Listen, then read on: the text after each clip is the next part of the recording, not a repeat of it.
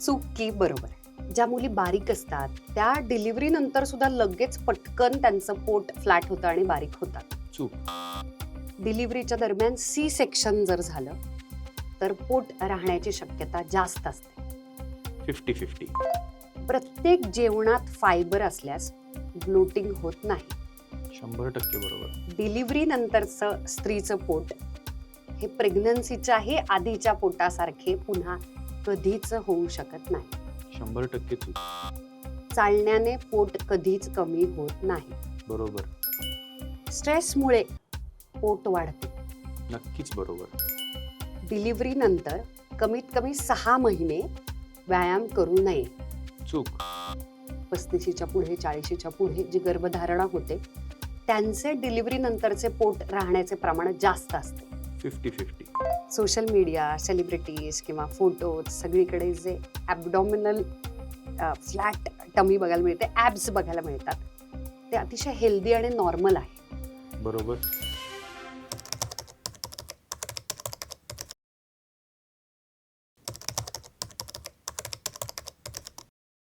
ते असं झालंय की 100 चूहे खाकर बिल्ली चली हज को. सगळं केल्यानंतर आता जाणवायला लागलं की पोट काही जाईना, वजन काही कमी होईना, नक्कीच चुकतंय कुठं. त्याच्यामुळे आता वेगवेगळ्या कोणते कोणते उपाय आणि गोष्टी करूयात यासाठी खरं तर जाणून घेण्यासाठी की ज्या ज्या गोष्टी कानावरती पडतात, ज्या ज्या सर्जरीज आहेत, ट्रीटमेंट्स आहेत, वेगवेगळे डाएट्स आहेत आणि आपले गैरसमज सुद्धा आहेत, याच्यावरती थेट मुद्द्यावरती ज्यांना येता येतं आणि ते अतिशय स्पष्टपणे खरे बोलतात असे आपले डायरेक्ट सर्जन, पोटाचे डॉक्टर यावेळी आम्ही घेऊन आलेलो आहोत. डॉक्टर नीरज रायते. तुमच्या बिझी शेड्यूलमधून तुम्ही वेळ काढला त्यासाठी खूप खूप खूप मनापासून तुमचं स्वागत आणि थँक्यू. थँक्यू. आता आपण पुढच्या सेगमेंटकडे वळतोय. एका वाक्यात उत्तरे द्या. डिलिव्हरी नंतर स्त्रीच्या पोटासंदर्भातले कोणते कोणते आजार वाढू शकतात? फक्त पोटासंदर्भातलेच नाहीत तर पोटाशिवाय पण काही आजार असतात ते पण मी मेन्शन करेन. कॉमन आम्ही बघतो ते ब्रेस्ट ॲप्सेस म्हणजे स्तनपान करत असताना स्त्रियांना तिथलं इन्फेक्शन होऊन तिथे पू होऊ शकतो. डिलिव्हरीच्या दरम्यान किंवा डिलिव्हरीनंतर पित्ताशयातले खडे म्हणजे ज्याला आपण गॉलस्टोन्स म्हणतो ते कॉमन आहे. डिलिव्हरीमध्ये पोटाचा घेर वाढल्यामुळे पोटाचा बेंबीचा हर्निया ज्याला आपण अम्बिलिकल हर्निया म्हणतो किंवा आपले टाके जर व्यवस्थित भरले नाहीत तर इन्सिजनल हर्निया ते होऊ शकतं. डिलिव्हरीमध्ये कॉन्स्टिपेशन खूप कॉमन असतं. त्यामुळे कॉन्स्टिपेशनमुळे होणारे आजार म्हणजे perianal abscess, piles, fissure, fistula हेही आजार प्रामुख्याने आपल्याला दिसून येतात. पोस्टपार्टम वेट लॉस करणे इतर वेट लॉसपेक्षा अवघड आहे. मला नाही वाटत की पोस्टपार्टम वेट लॉस करणं अवघड आहे. कुठलाच वेट लॉस करणं अवघड नाहीये. आपल्याला तो सायंटिफिकली अप्रोच करायला लागतो. एखाद्यानं समजा वेट लॉस खूप छान केला आणि फिटनेस चालू ठेवला डिलिव्हरी नंतर, पण तरी सुद्धा ती लूज त्वचा आहे, ती जशीच्या तशी आहे, तर त्यासाठी कोणती सर्जरी असते? लूज त्वचा किती आहे हे बघून आपल्याला ते ठरवायला लागतं. लूज त्वचा थोडीच असेल तर ती हळूहळू श्रिंक होऊन जाते. लूज त्वचा जर सिग्निफिकंट असेल तर सर्जरीची गरज भासू शकते. त्याला आपण डिफ्लेशन सिंड्रोम म्हणतो. हो. डिलिव्हरी नंतरचं जे वाढलेलं पोट आहे किंवा वजन आहे, कोणत्या पद्धतीचं पोट किती वाढलंय की मग सर्जरी करावी लागते? नाही, सर्जरी ही खूप ब्रॉड टर्म झाली. कुठल्या प्रकारची सर्जरी करायला लागेल, सर्जरी करावी लागेल का नाही हे आपल्याला एक्सपेक्टेड आउटकम काय आहे ह्याच्यावर अवलंबून असतं. जसं जी प्रचलित सर्जरी सुंदर दिसण्यासाठी केली जाते ज्याला आपण लायपोसक्शन म्हणतो, ज्याच्यात आपण त्वचेच्या खालचं फॅट सर्जरी करून काढतो, ती सौंदर्य शस्त्रक्रिया आहे आणि ती पोट कमी करण्यासाठी म्हणजे त्वचेचा भाग कमी करण्यासाठी वापरली जाते. डिलिव्हरी नंतर किती महिन्यानंतर ॲक्च्युली वेट लॉसचा व्यायाम सुरू करता येतो? वेट लॉसचा असा वेगळा व्यायाम नसतो. फिजिकल ॲक्टिव्हिटी हळूहळू करून वाढवत जाणं कधीही चांगलं असतं.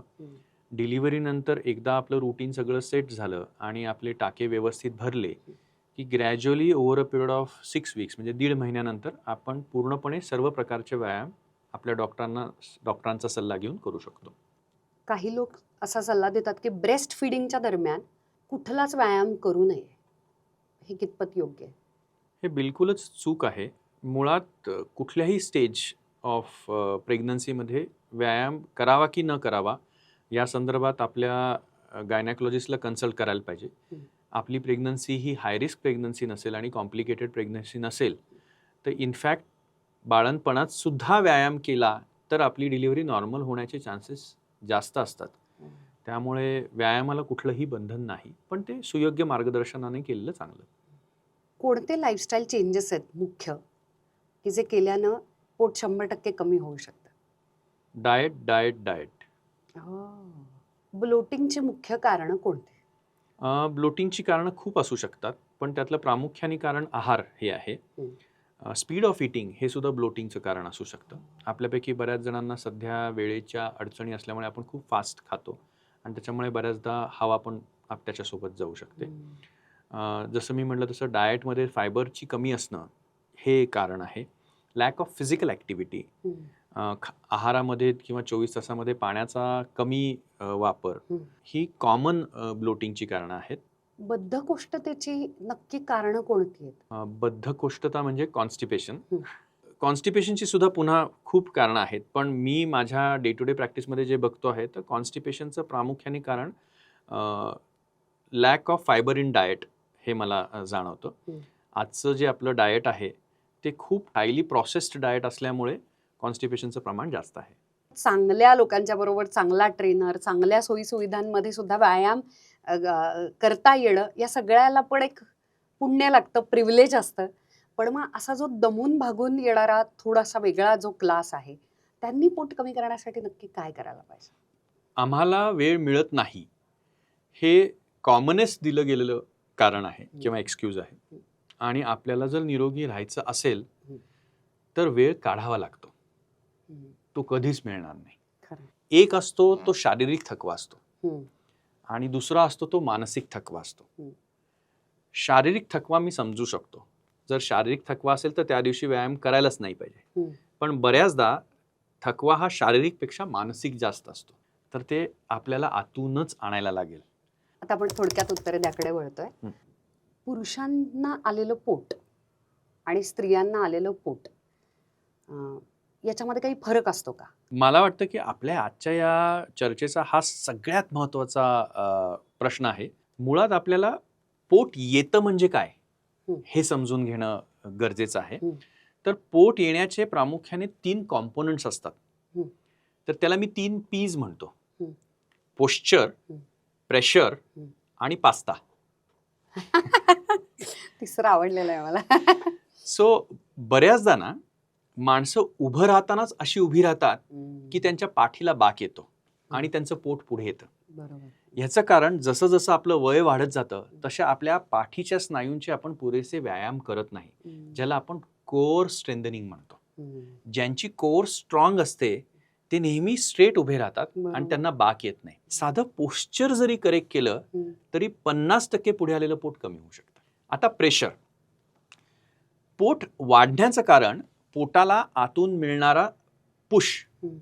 सर जर फॅट, फीटस, फ्लॅटस म्हणजे पोटामध्ये जर हवा बनत असेल, पोटात प्रेग्नन्सी असेल किंवा पोटामध्ये जर फॅट असेल तर ह्या सगळ्या गोष्टी आपल्या पोटांचे जे स्नायू आहेत त्यांना कमकुवत बनवतात आणि त्यामुळे आपली पोटाची वॉल ही पुढे ढकलली जाते. पण पोट हे आपलं स्टोरेज हाऊस आहे. आणि पास्ता जो मी म्हटला ना, तर भारतातल्या जास्तीत जास्त लोकांचा आजचा आहार हा कार्बोहायड्रेट रिच आहे. आम्ही भारतीयांना आता व्हेजिटेरियन नॉन व्हेजिटेरियन नाही म्हणत, आम्ही त्यांना कार्बेटेरियन्स म्हणतो. ओ गॉड. सो जितकं आपला आहार हा कार्बोहायड्रेट रिच असेल तितका आपल्या पोटाचा घेर हा जास्त असेल.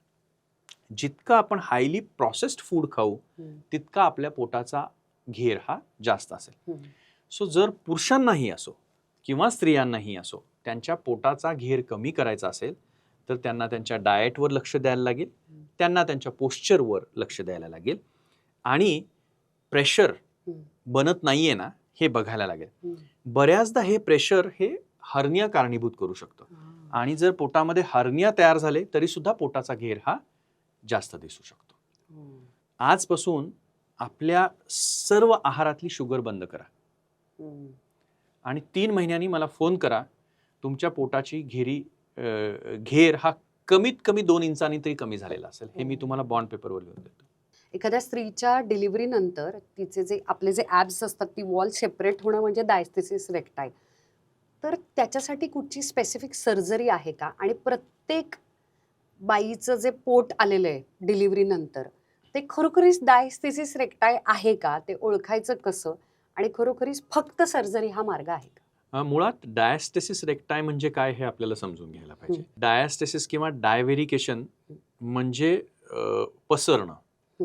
तर आपल्या शरीरात प्रामुख्याने 2 भिंती असतात. मागची जी भिंत असते ती आपल्या स्पाईन आणि त्याच्या बाजूच्या स्नायूंनी बनलेली असते आणि पुढची जी आपली भिंत असते ती फक्त स्नायूंनी बनलेली असते. सो आपण जर बघायला गेलो तर जी डिस्टेन्सिबिलिटी असते पोटाची ती सगळी पुढच्या बाजूला असते.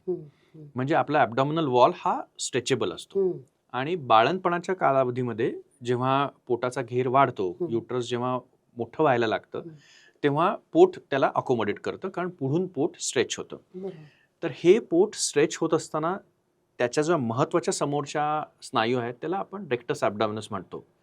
त्या जेव्हा वाईड होतात तेव्हा त्याला आपण डायस्थेसिस रेक्टाय म्हणतो. हे डायस्थेसिस रेक्टाय हे प्रत्येक प्रेग्नन्सीमध्ये प्रेग्नन्सीच्या वेळेला होत असतं आणि प्रेग्नन्सी नंतर ते पूर्ववतही होत असतं. काही जणांमध्ये जेव्हा ते पूर्ववत होत नाही तेव्हा त्याला आपण डायस्थेसिस रेक्टाय असं म्हणू शकतो. 5 सेंटीमीटरपेक्षा जास्त जर डायस्थेसिस रेक्टाय असेल तर त्याला सर्जरीची गरज भासू शकते. 5 सेंटीमीटरपेक्षा जर कमी डायस्थेसिस रेक्टाय असेल तर व्यायामाने ते जवळ येऊ शकतं. त्याच्यासाठीचे व्यायाम हे स्पेसिफिक व्यायाम असतात जे आपण करू शकतो. पण डायस्थेसिस रेक्टाय जर तसंच राहिलं आणि आपलं वय वाढत गेलं तर कालानुरूप ते डायस्थेसिस रेक्टाय हळूहळू वाढत जातं, कारण आपली पोटाची जी जागा आहे ती फ्लेक्सिबल आहे. सो जे सुरुवातीच्या काळात 5 सेंटीमीटर डायस्थेसिस रेक्टाय असतं ते हळूहळू 8 सेंटीमीटर 10 सेंटीमीटर असं झालं की त्याचा आपल्या मणक्यावर ताण व्हायला लागतो. आणि जसं आपण धनुष्याची दोरी आणि धनुष्य असं जर पकडलं तर जितकी दोरी आपण ताणू तितकं धनुष्य वाकत जातं. तसं तसं वाईट डायस्थेसिस रेक्टायनी मणक्यांचे त्रास सुरू होतात, बॅकएक चालू होतो. So सिम्पटमॅटिक diastasis recti and diastasis recti which are more than 5 centimetre in size and troubling the patient, या सिच्युएशनमध्ये फक्त आपल्याला सर्जरीची गरज भासते. PCOS असेल किंवा पोस्टपार्टमच्या दरम्यान त्या दरम्यान वाढलं गेलेलं वजन असेल तर त्यासाठी पोटाच्या काही सर्जरीज आहेत का की ज्या कॉमन आहेत सध्या होतात असं तुम्हाला वाटतंय? वाढलेल्या वजनासाठी सर्जरी हा एक पर्याय नक्कीच आहे. फक्त त्या कधी करायच्या ह्याचे काही ग्राउंड रूल्स आहेत किंवा नियम आहेत. ह्याला आपण बेरियाट्रिक सर्जरी म्हणतो. आणि सर्जरी म्हटलं की आपण सगळेजण घाबरून जातो, तर ह्याच्यात कुठल्याही प्रकारची चिरफाड नसते. ह्या सगळ्या सर्जरीच्या ट्रीटमेंट ह्या दुर्बिणीद्वारे म्हणजे लॅप्रोस्कोपीनी केल्या जातात.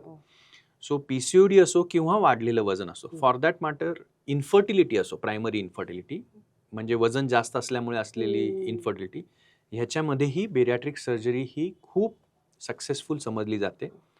जे वजन डाएट, एक्सरसाइज आणि मेडिकल मॅनेजमेंट ह्या सगळ्यांनी कमी होत नाहीये, अशा परिस्थितीमध्ये आपण बेरियाट्रिक सर्जरीचा नक्कीच विचार करू शकतो.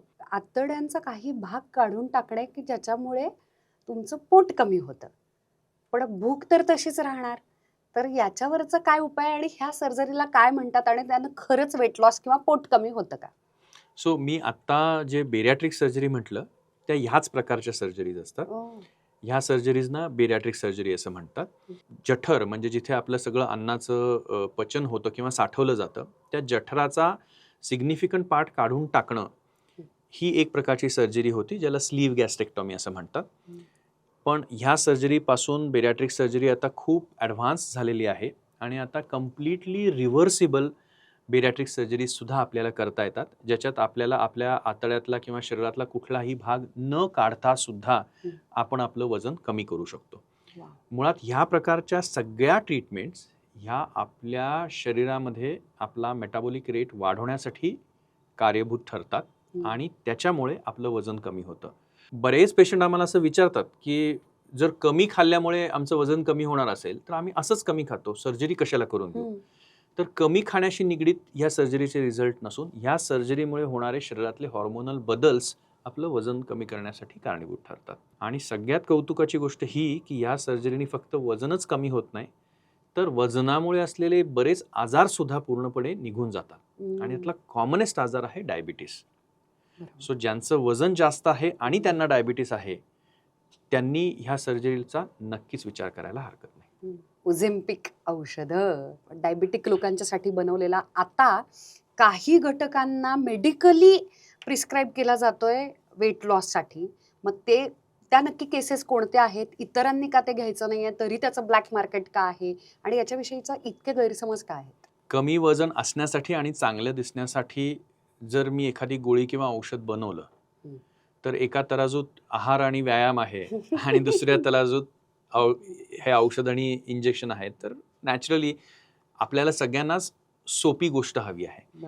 म्हणजे परत मी म्हणेन की मी माझ्या वाचनात आत्ता रिसेंटली वाचलं की एखाद्या जिमचं सबस्क्रिप्शन किंवा एखाद्या हेल्दी राहण्याच्या ॲपचं सबस्क्रिप्शन हे महिन्याला 3 ते 5 हजाराच्या दरम्यान असतं. तर ह्या औषधांचा महिन्याचा खर्च हा कमीत कमी 18 ते 20 हजार आहे.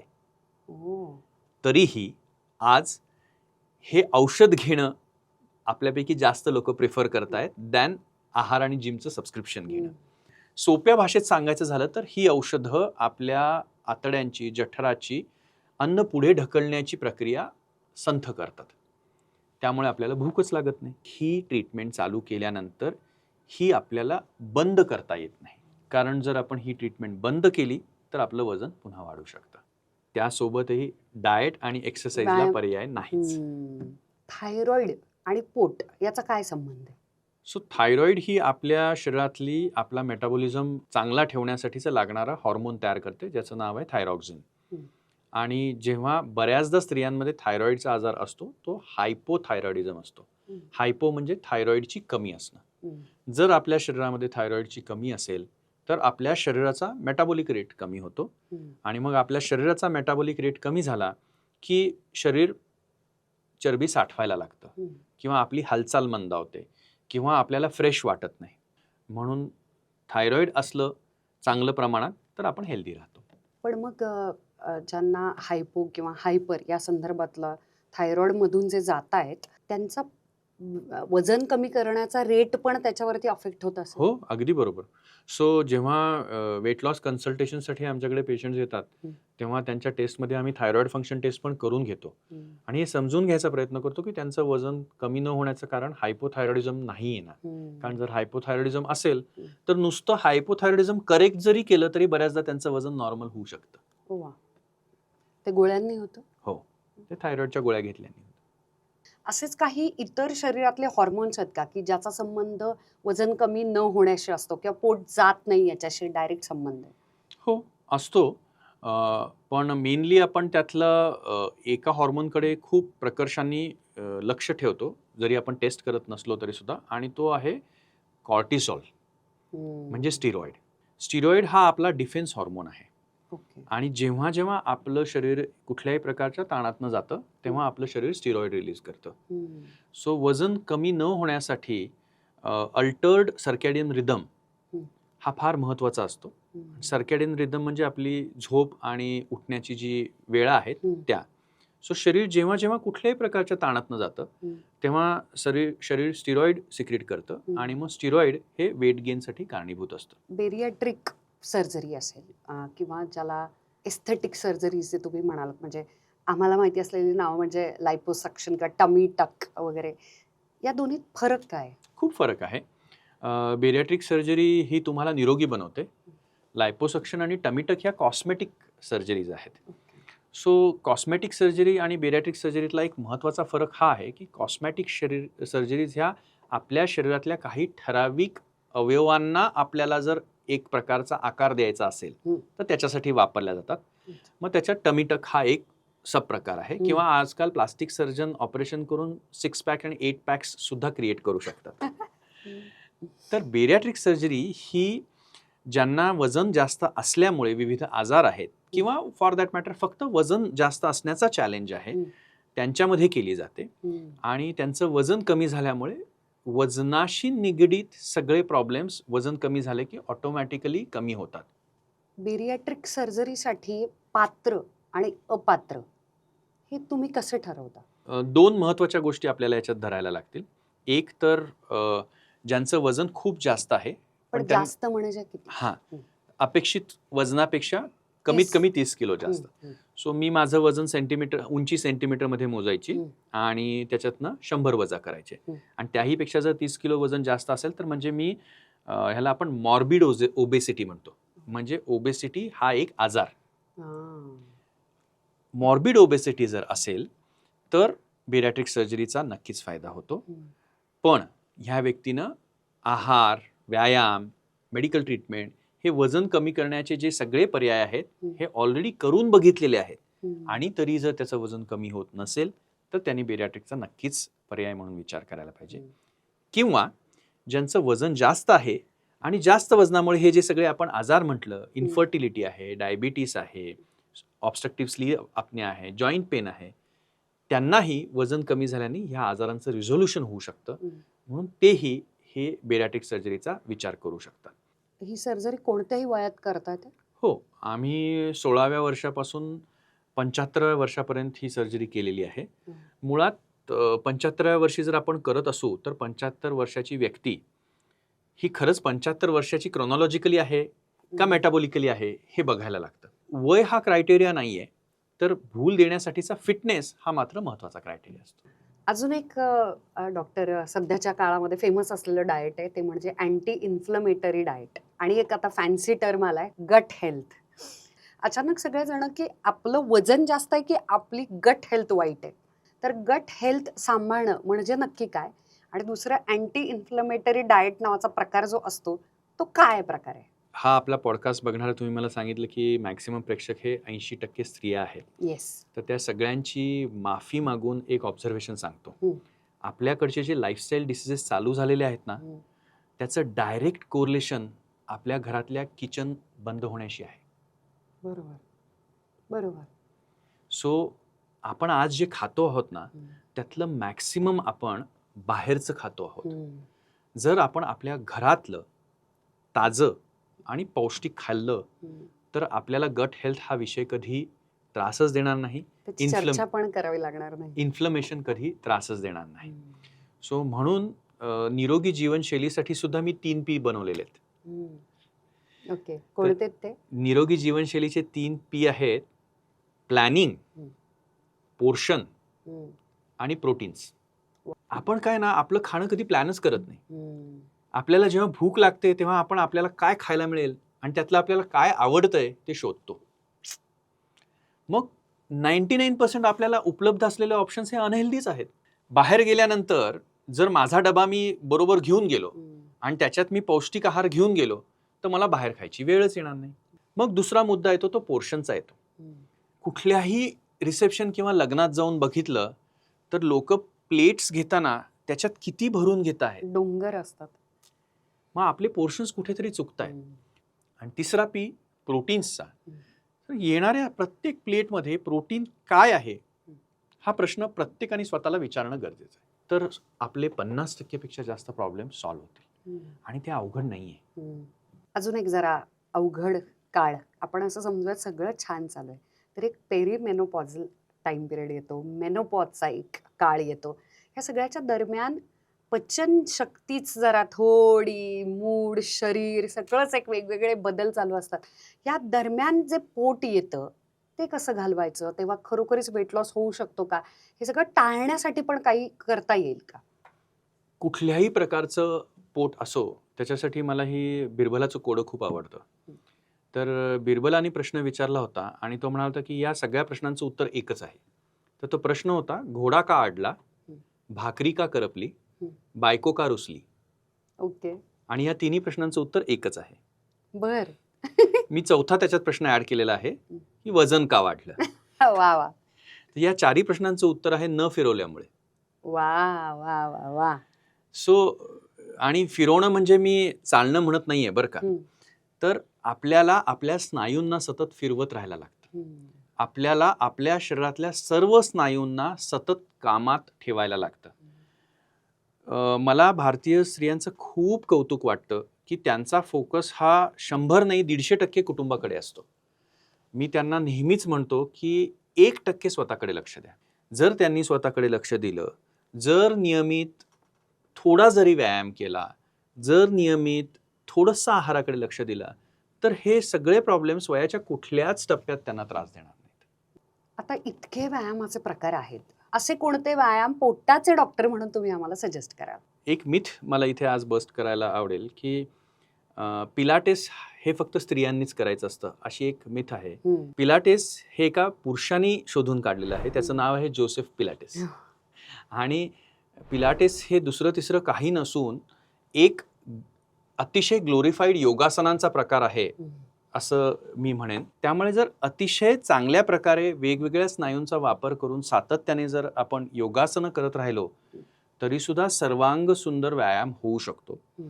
योगासनांचा वापर करताना आपण आपल्या शरीराच्या वजनाचा वापर करून जर व्यायाम करत राहिलो तर आपल्याला आपल्या बॅक मसल्स, कोर मसल्स आणि लेग मसल्सला चांगल्या प्रकारे व्यायाम देता येतो. कारण वय वाढत जातं ना तसं कोऑर्डिनेशन कमी व्हायला लागतं, वय वाढत जातं तसं बॅलन्स कमी व्हायला लागतो आणि मग बरेच अपघात हे बॅलन्स गेल्यामुळे होतात. त्यामुळे फक्त स्ट्रेंथ नाही तर स्ट्रेंथ, स्टॅमिना, फ्लेक्सिबिलिटी, मोबिलिटी आणि बॅलन्स या सगळ्यांचा सर्वसमावेशक पूरक असा व्यायाम मला योगासनं वाटतो. त्यामुळे जर सातत्याने नियमित ग्रेडेड एस्केलेशननी जर आपण योगासनं करत असू तर त्याच्यासारखा व्यायाम कुठलाच नाही. आम्ही डॉक्टर प्रत्येक जे आपल्याकडे जे तज्ज्ञ येतात, डॉक्टर्स असतात, त्यांना हा प्रश्न आम्ही नेहमी विचारतो की अशी कोणती एक चूक किंवा गोष्ट आहे की जी तुम्ही आता त्यातले एक्सपर्ट आहात, डॉक्टर आहात, सगळ्या केसेस, अनुभव सगळ्यांनी संपन्न झालेलं असतं संपूर्ण आयुष्य, ती गोष्ट तुम्ही नाही करणार स्वतः? मी माझ्या आयुष्यात कधीच डाएट आणि एक्सरसाइज नाही सोडणार. कारण मला असं वाटतं की गेले 10 वर्ष मी माझं वजन आहे तितकंच मेंटेन केलेलं आहे आणि माझ्या स्ट्रेंथ, स्टॅमिना, फ्लेक्सिबिलिटी, मोबिलिटीवर मी काम करतो आहे आणि मला आता त्याचं महत्त्व पटलेलं आहे. त्यामुळे या सगळ्या तुमच्या मैत्रिणींना मी प्रॉमिस देतो की जर कधी मी डाएट आणि एक्सरसाइज सोडलं तर तुम्ही मला पकडू शकता. वा, क्या बात. इतक्या मुळाशी जाऊन इतकं खरे बोलणारे डॉक्टर आपल्या नशिबी आता लाभलेले आहेत आपल्याला. मला असं वाटतं रियालिटी चेक हा नेहमी पहिल्यांदा अहंकाराला आपल्या दुखावणारा असतो, कारण आपल्याला ती गोष्ट ऐकण्याची अजिबात मनस्थिती किंवा तयारी नसते. पण डॉक्टरांनी छान आपली कान उघडणी केलेली आहे. सगळ्या चाव्या आपल्या हातात आहेत, सगळं आपल्याला करता येतं. प्रत्येक वयाच्या शरीराच्या टप्प्यावरती हे करणं पॉसिबल आहे हे आता आपल्याला कळलेलं आहे. आपण फक्त त्यांना प्रॉमिस करू शकतो की आता आपण सुरू करूयात आहार आणि व्यायाम. अशा पद्धतीनं आमचं प्रॉमिस घेऊन तुम्हाला आम्ही बाय म्हणतोय. पण कमेंट्समध्ये येणाऱ्या नवीन प्रश्नांना घेऊन पुन्हा एकदा डॉक्टरांना मला बोलवायला खूप खूप आवडेल. मला माहिती आहे विषय मोठा आहे, त्याच्यामुळे तुमच्या प्रश्नांना घेऊन भाग 2 सहित आम्ही लवकरच भेटू. तोपर्यंत बाई मुद्द्यावर याच्या पुढच्या भागांमध्ये येणाऱ्या कोणत्या प्रश्नांवरती कोणत्या तज्ज्ञांबरोबर तुम्हाला मी थेट मुद्द्यावरती येणं अपेक्षित आहे मला नक्की सांगा. धन्यवाद.